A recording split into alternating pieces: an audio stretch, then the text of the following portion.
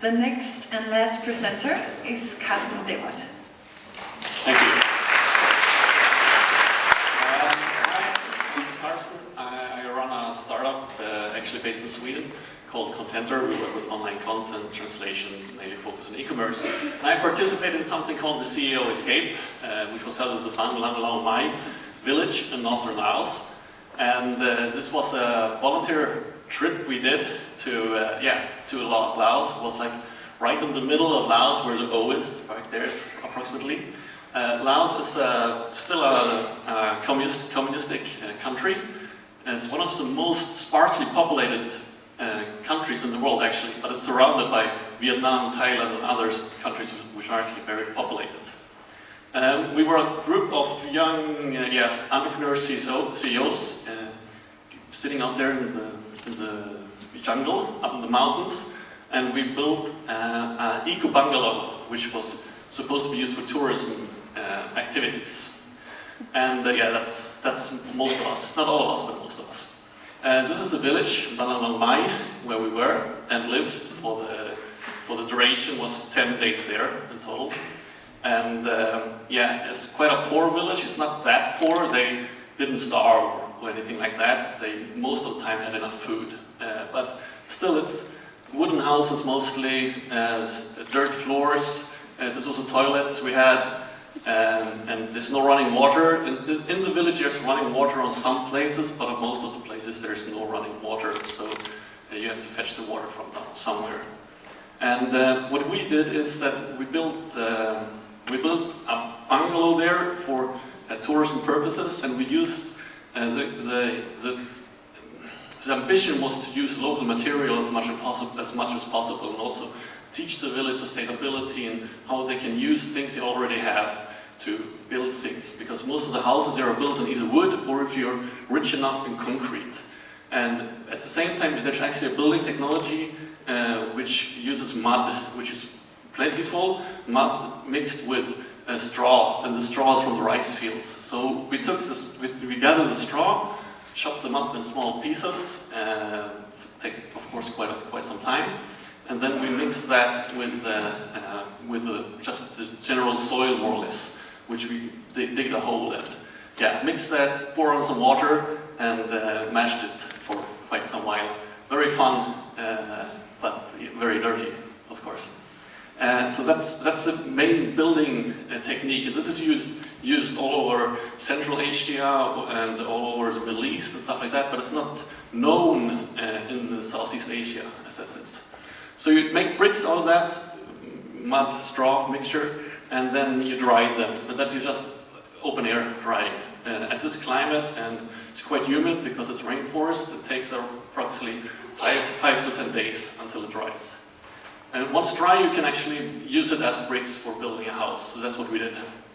However, it's mud and it's a rainforest, not always the best combination. So there's some things need to be done in other material.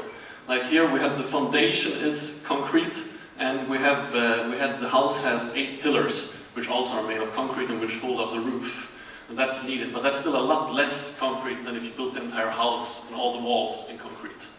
And also the windows and the doors, they were still made of wood, because it's hard to build mud doors and mud windows. Not the best, not very efficient.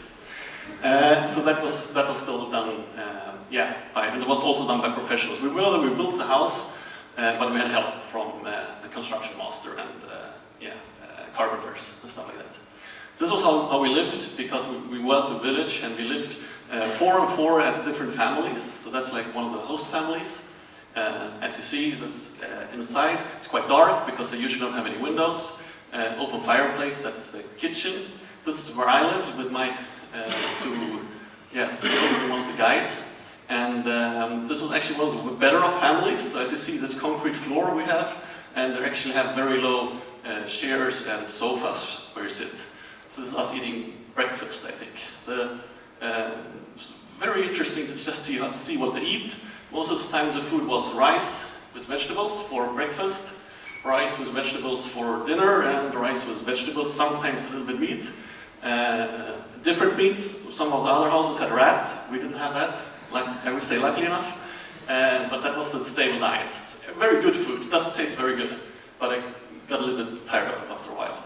And we also, at the end, they made actually a special, the village held a special ceremony for us, where they make some kind of sticky rice, this is rice which is mashed for like 5 hours by 2 people with huge sledgehammers. And then it gets like some kind of pasté, which doesn't really taste good at all, but it's traditional, so of course you have to eat it and smile.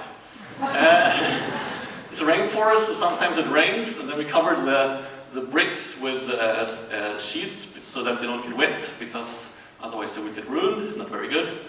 And when it rains we couldn't really do much, so yeah, when that happens we were like sitting around, playing guitar, stuff like that.